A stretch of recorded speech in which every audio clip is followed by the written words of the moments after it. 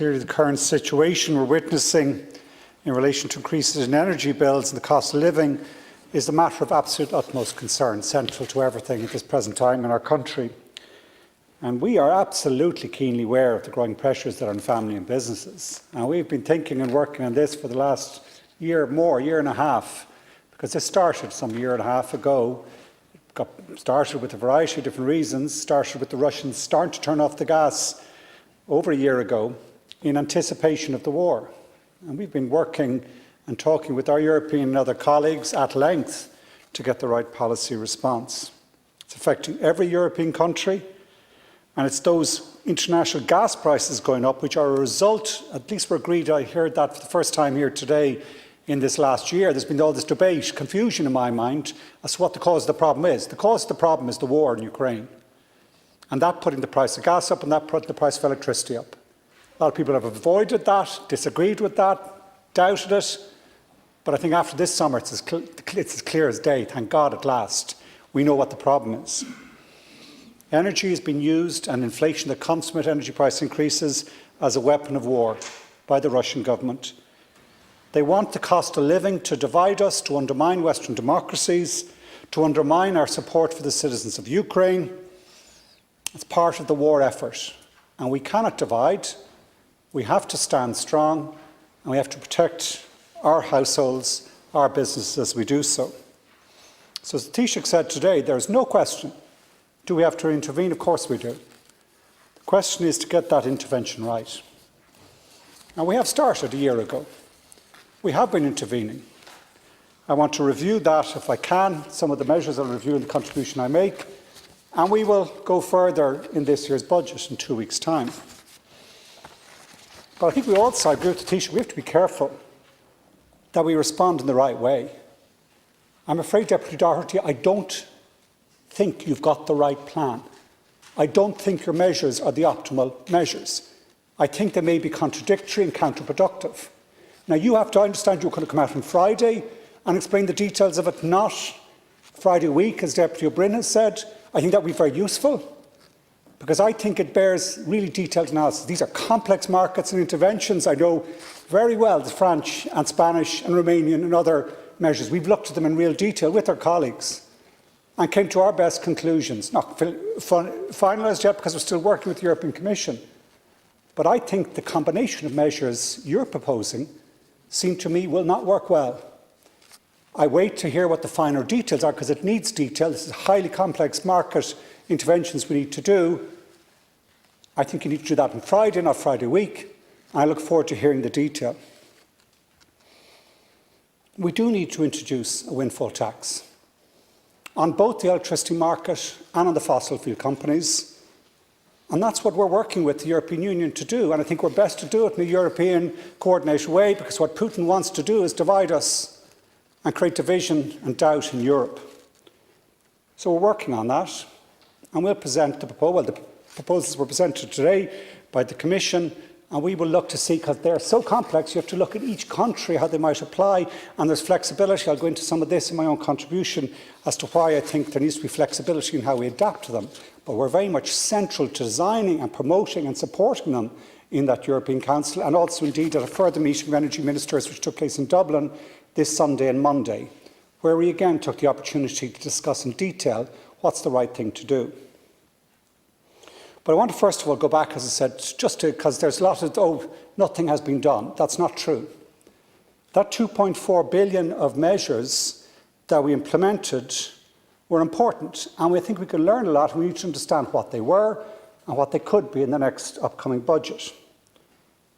So I want to set out, if I can, just some of the global market developments which are behind this. I want to set out the role of crew, which is critical in protecting our householders, which I think is the key thing we need to focus on. I want to outline what we've done in some of those energy efficiency and welfare supports. But firstly, I think it's important to describe what's been happening in the prices in the market, to clarify that why those energy price increases, they're not created by the government or by regulatory decisions. Price regulation in the energy market ended many years ago. Suppliers compete with each other and set their own prices, as you'd expect in a competitive, commercial and liberalised market. Increases in wholesale energy prices follow a rise in international gas prices, and that has been the principal driver of the increases. 50% of our electricity coming from gas, and it's setting the market price.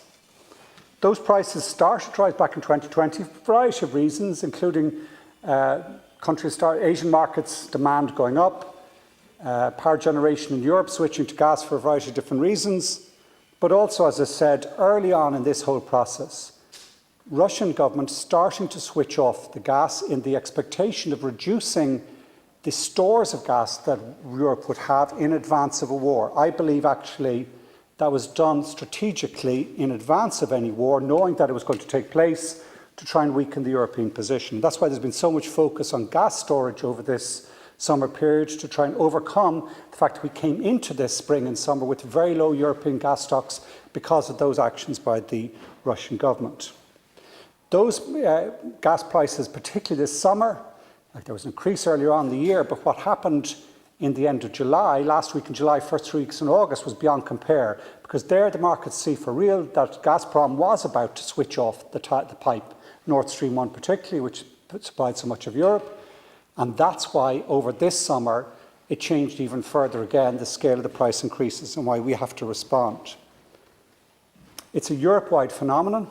Some countries actually probably more exposed than ourselves because they're directly connected to the Europe and had much higher percentage of Russian gas in their system.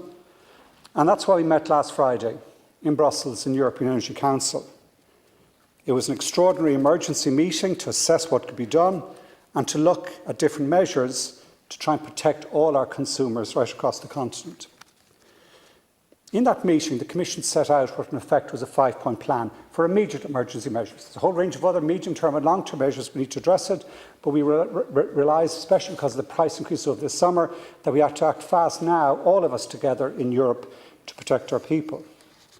A series of measures including the capping of revenues. There is caps proposed in the European Union proposals, but it's the cap on the revenues of those energy companies which are making supernormal profits, and that's the right cap in my mind. That's the one that really, and an alternative cap which gives them what is said, I don't know if it's call it a blank cheque, but I look forward to hearing your proposals, how you avoid that becoming the outcome where it is, in a sense, rather than capping the revenues, you're allowing it to continue. How do you get that combination together is the detail I'd like to see coming out in your further analysis. Similarly, the second measure was the introduction of what's a solidarity contribution, solidarity levy on the fossil fuels extraction industry. Our primary example of that would be Corrib, and we have to be appropriate and clever in getting it right legally and in line with European laws and so on to make sure that we can also participate in that, and that's what we've been discussing in Council and since. The third measure, and it's a critical one, and I've been trying to highlight this, the real benefit from it, it's the incentivising demand reduction, particularly at peak time. The Commission paper today was published early on this afternoon. President von der Leyen set it out, shows it's in that peak hour. The reason why we focus on that, particularly with larger energy users, is that if you can get demand down at that time, that brings down the price for everyone. That's a really practical way of helping householders and businesses, because that last plant at the peak time is the most expensive. Fourthly, we need to provide liquidity and collateral and support mechanisms for businesses, energy businesses that are in difficulty, that may not be able to pay the advanced collateral for householders' bills over the following 2 months. And lastly, we also looked, and I supported and do support, the proposal for a wider cap on international gas market prices, which are completely out of kilter with where they should be. To get that right, you do have to work with the international other countries, Japan, Korea, Norway, to make sure that actually it can be effective, it can work. But I believe we should be using our purchasing power in Europe to try and protect our householders. Now that's complex and that's not easy, and the Commissioner asked what was the mandate. The mandate I gave anyway, my contribution was, yeah, go for that as best you can, but it'll only work if there is real international cooperation in what we do.